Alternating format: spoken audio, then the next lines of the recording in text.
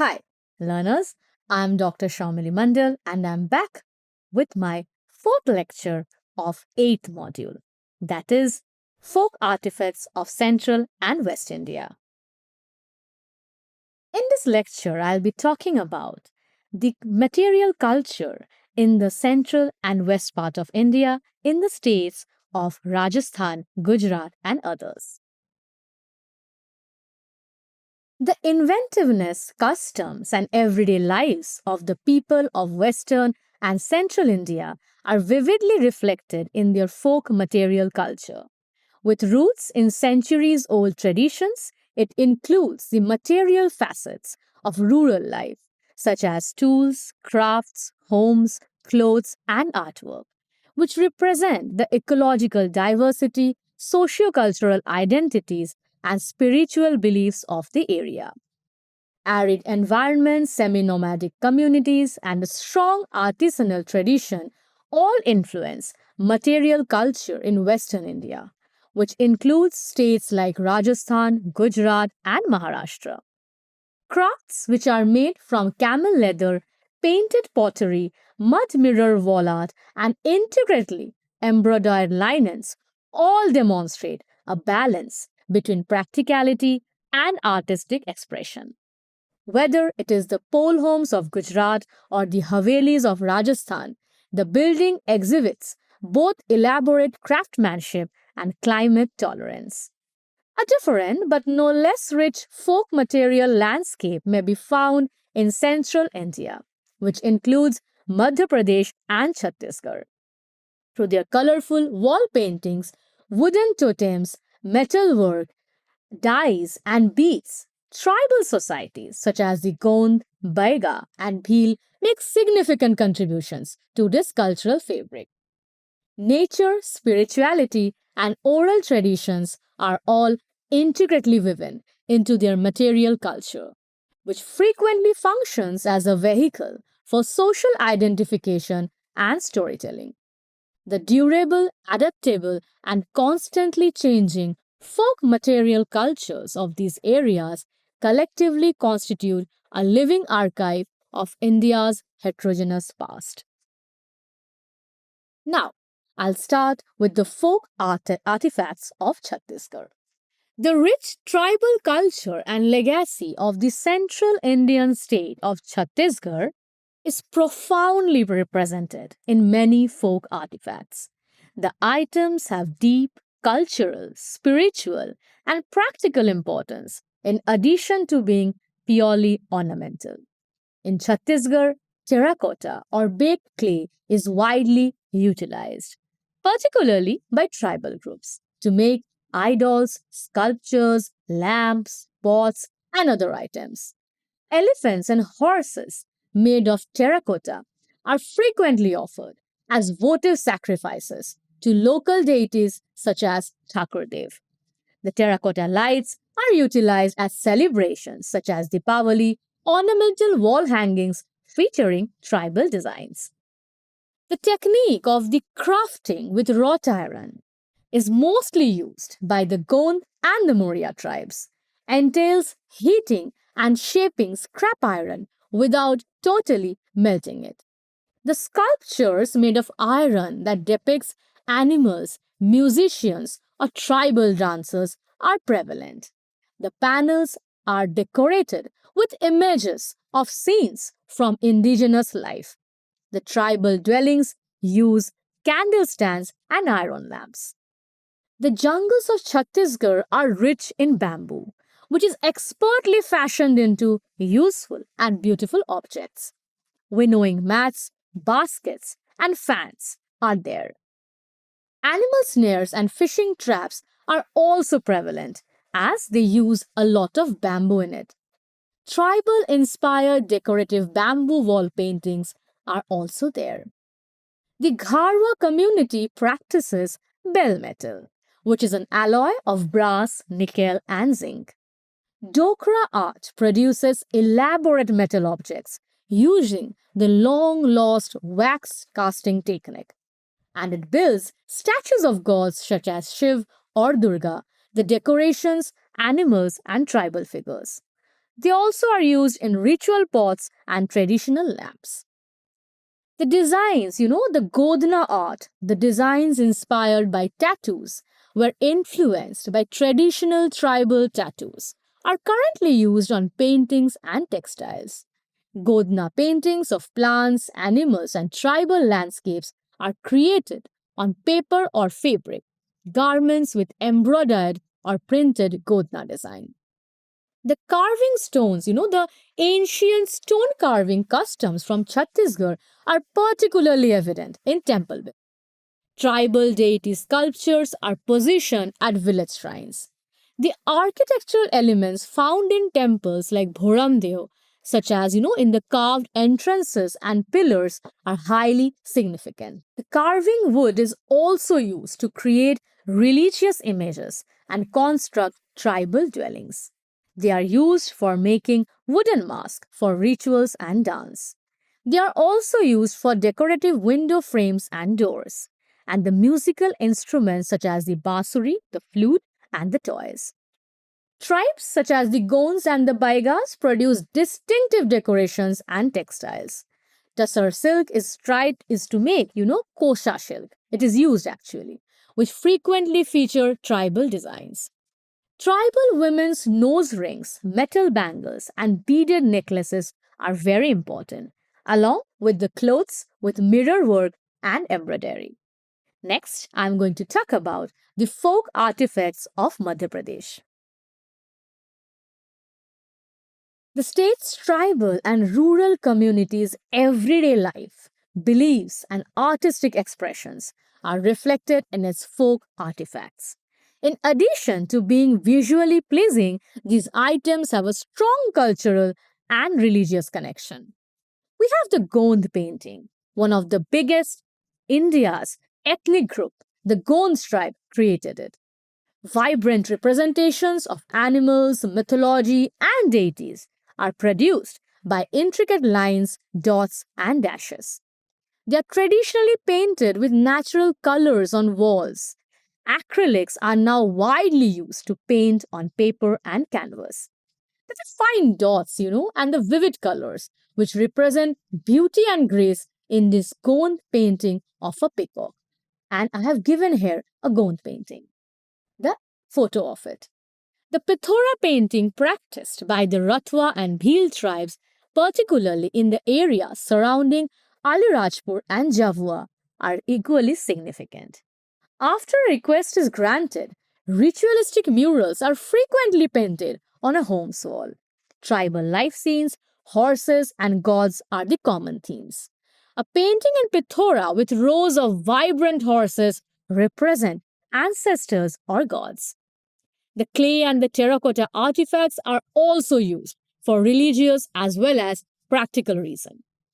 Handcrafted using age old methods, the sculptures frequently feature religious symbols, horses, elephants, and people. The children make clay dolls, and terracotta horses are presented to the gods at village celebrations. The native jewelry made and worn mostly by the Gond, Baiga, and the Bhil tribes also have materials like coins of brass, silver, and beads. They normally wear a hashuli, a thick neckband made of silver. The churi are made or the bangles are made of metal, glass, or lag bracelets. And the silver hashuli, the Baiga women wear it to weddings or festivities. For instance, in the folk textiles and the embroidery, we have the batik print, which is wax resist dyeing in, in clothes. And where it is done? In one of the important hubs is Ujjain. For example, a sari featuring geometric and floral designs are done using batik. A block printing method is used in the Bagh village that uses natural dyes, primarily red and black. The stone carvings are made from marble or sandstone in this area. The products used, they are included architectural components, ornamental banners, and religious ideals. The centers of them are the Khajuraho and the Gwalior. For instance, Miniature versions of the carvings are seen at the Khajuraho temple.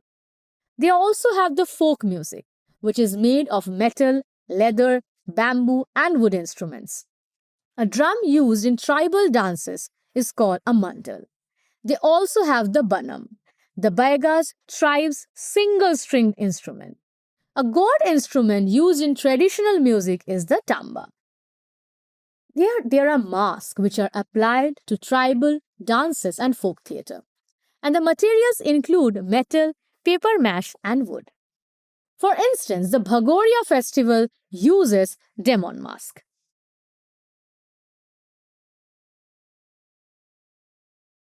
Next, I am going to talk about the folk artifacts of Rajasthan. Known for its colorful and varied folk items, Rajasthan is a culturally rich state in India that reflects the traditional way of life, beliefs, and inventiveness of its people. We have the leheria, a zigzag or wave pattern dyeing process typically employed in turbans and saris. For example, leheria turbans are popularly worn by Rajasthani men, especially during Tej and Raksha Bandhan. There is a block paint, which is fabric painted with vibrant designs using intricate wooden blocks. For instance, kurtas, skirts, and bed sheets with sanganeri and bagru pattern. They have the blue pottery, a distinctive type of pottery with blue and white design that uses glass and quartz rather than clay. We have the Jaipur's blue ceramic bowls, vases, and tiles, for example. We have the terracotta, the artifacts made of clay that frequently include animals, gods, and rural landscapes. For instance, Molela made small shrines, horses, and elephants. The stone objects are equally important. The sandstone figurines and marble idols of deities like Krishna and Ganesha are examples of stone carvings used in temples and home decor items. The wood carvings found in elaborate, furnitures, doors, and decorative panels include carved wooden jharokas and chests from Jodhpur. They have the very famous Thewa art, which consists of Thewa pendants and bangles, which are worn as traditional jewelry and are examples of intricate gold motifs fused onto colored glass that originated in Pratapgarh. The metal crafts having brass pitchers, lamps, and traditional locks are examples of household items and decor manufactured using metal casting and engraving.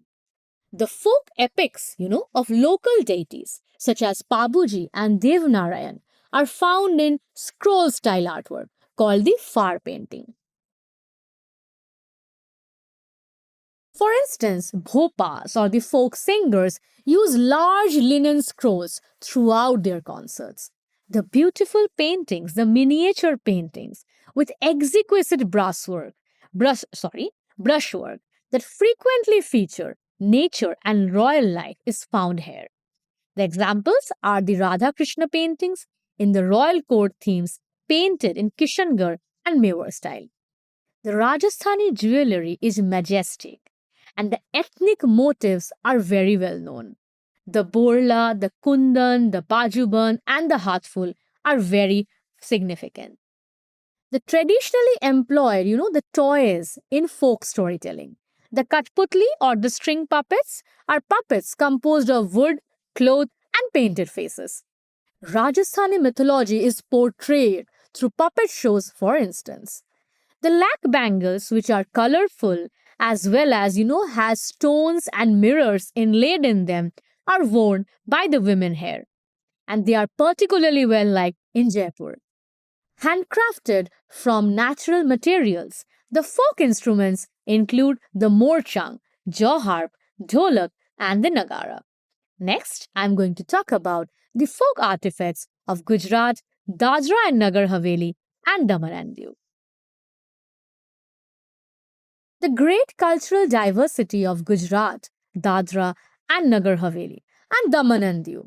The folk items actually reflects the region's customs, workmanship, and legacy. The artifacts, which include Jewelry, ceramics, metalwork, textiles, and ceremonial items are frequently connected to the regional celebration, religious rituals, and everyday life. We have the bandhani, an ancient method of dyeing textiles that involves tying fabric into tiny knots. I have given a photo here of a bandhani printing. Vibrant bandhani turbans and saris in shapes of green, yellow, and red are particularly popular during Navratri and is frequently used in wedding clothing as a symbol of good fortune. We have the patani, or the silk woven in double ikkats, in from Patan, Gujarat. Elephants, flowers, parrots, and dancing people are among the motifs seen in patola saris, which is regarded as prestigious symbol and was once a royal textile. Everywhere, we find the terracotta, which are handmade clay statues depicting deities, horses, or elephants. In villages, terracotta horses were offered to the gods. They are used as house decor and in folk rites. A metal stylus is used to create an oil-based painting on fabric in the Nirona village. The Scotch only art form is utilized for wall hangings and apparel and features designs like the Tree of Life, and it is called the Rogan painting. The intricately painted and carved wooden objects, the Sankhera furniture, includes swings and chairs with vibrant lacquer coatings, is customarily given as a wedding present. They are crafted, the seashell artifacts, from marine materials, coral, and shells. Mirrors and shell lamps are examples of decorative objects and it symbolizes the area's coastal identity. Next, I'm going to talk about the folk artifacts of Maharashtra and Goa. The rich culture, customs, and artistic abilities of the indigenous populations are reflected in the folk artifacts of Maharashtra and Goa. The artifacts, many of which have ritualistic or symbolic meanings, range from simple everyday objects to elaborately designed decorative pieces. The Worli paintings, the most famous one in Palghar, Thane, are originally, painted on mud walls. And rice paste is now also used on paper and canvas.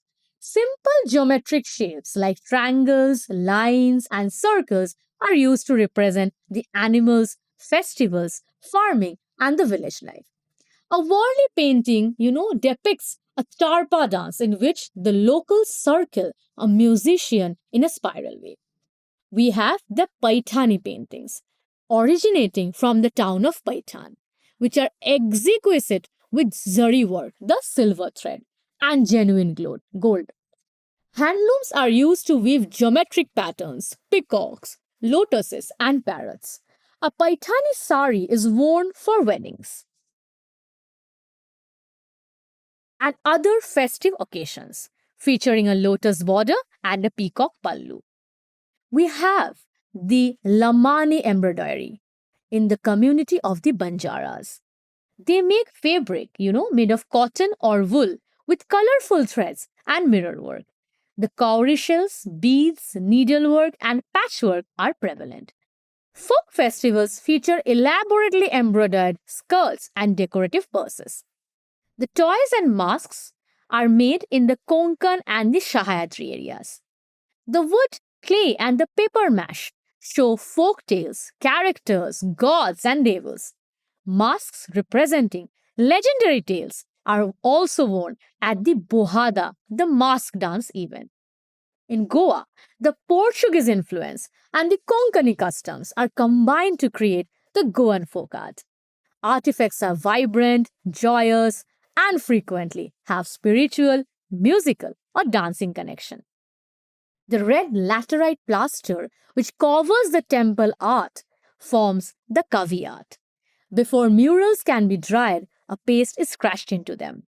Mythical figures, floral and geometric patterns consist the Kavi art. The Kavi murals in Goa temples and homes depict stories from the Ramayana and the Mahabharata. The rituals, cookery, and decorations includes brass and copper utensils, and they're frequently etched with traditional patterns. The shemel, a brass lamp, is utilized in religious rites. The gold, silver, and beads, the Konkani ornaments includes traditional motifs like fish, flowers, and religious symbols. The kashtihar or the necklace worn at Goan celebration is also a part of the Konkani ornament. The musical instruments, we have the ghumot, which is a percussion instrument used in folk and religious music that has a membrane made of lizard skin covering one side. A metallic cymbal used in temple music is called the kanselam, which is also a part of the folk culture. The shawls, traditional headdresses, vibrant textiles, and the clothings worn for the dhalo and the fugri dances, adorned with flower garlands and handcrafted jewelry, are a part of the folk attire. So, geographical, climatic, socio-economic, and traditional lifestyle factors have affected the folk material culture of Western and Central Indian states, including Rajasthan, Gujarat, Madhya Pradesh, Chhattisgarh, and Maharashtra. In using indigenous resources like mud, stone, bamboo, and thatch to construct dwellings that are appropriate for hot, dry, or semi arid areas is known as the climate responsive architecture. The courtyard houses, which are found in Madhya Pradesh, Gujarat, Rajasthan, are also, offering private shaded areas and they help with ventilation. The rich textile tradition is reflected in techniques such as the Maheshwari and the Chanderi saris in the Madhya Pradesh, the tie and dye, the bandhni in Gujarat and Rajasthan, and the block printing. Gujarat and Rajasthan have elaborate wood carving tradition, while Bastar is renowned for its dokra metal craft. Folk art like Mandana in Rajasthan, Pithora in Madhya Pradesh, and Worli in Maharashtra are not merely ornamental. They are connected to festivals, daily life, and rituals. Usually, natural colors are used to make these artworks or walls or floors. The terracotta pottery, as I said, is prevalent everywhere and is used for rituals, cooking, and storage. Handcrafted and customized for rural use or domestic tools, transportation devices, and farming tools. The clothings made of cotton is appropriate for hot climates, such as the angarakas, ghagras, and the turbans. All of these states' tribal and folk populations have a fondness for striking silver jewelry and beads with patterns that express regional identity and prestige. We have the tribal customs, which have a significant impact on material culture in places like Bastar, the Bhil districts of MP, and Gujarat's Kutch. They have a strong community workmanship, little mechanization, and the use of natural materials are typical. Craft meanings, motifs, and techniques are frequently transmitted verbally. Peacocks, elephants, and trees are examples of symbols that are common in all states and relate to spirituality, mythology, and the natural world. Now we are at the end of our fourth lecture in this eighth module. And as I said earlier, I have attempted to give you an idea of the folk material culture, the paintings, the sculpture of in the states of Central and West India. Thank you.